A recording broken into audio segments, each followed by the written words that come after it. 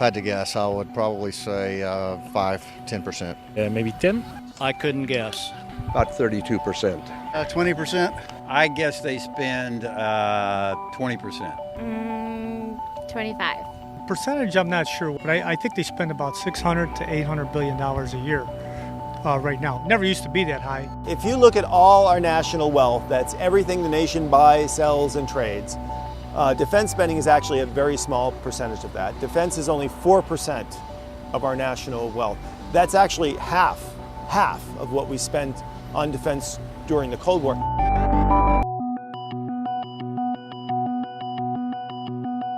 I'd say it's not high enough. It needs to be bigger. I thought it would be more in the area of 5–10%. We're underspending dramatically.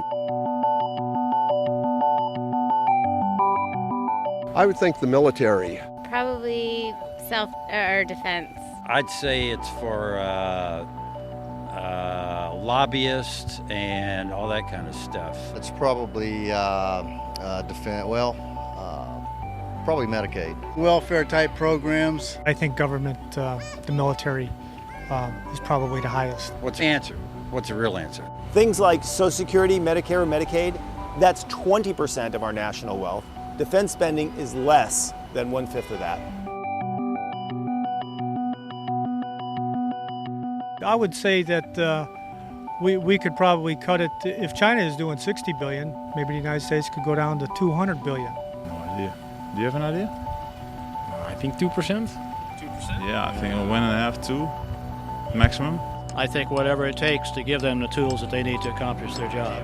Whatever is required for the situation that we're in to protect the troops that are giving their lives for the safety of this country. I'd like to see zero, in all honesty, and just be a, like a gigantic Peace Corps. At least 10%, let's put it that way.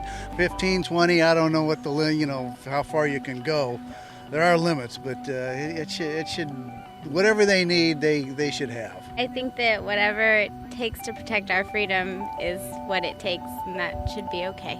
Well, how much should we spend on defense? And it's really the right question. And the honest answer is, well, we certainly shouldn't be spending any less. There are so many threats out there that we need to worry about. And when we get these things wrong, the people that pay the price are our men and women in uniform, who we have to put in harm's way.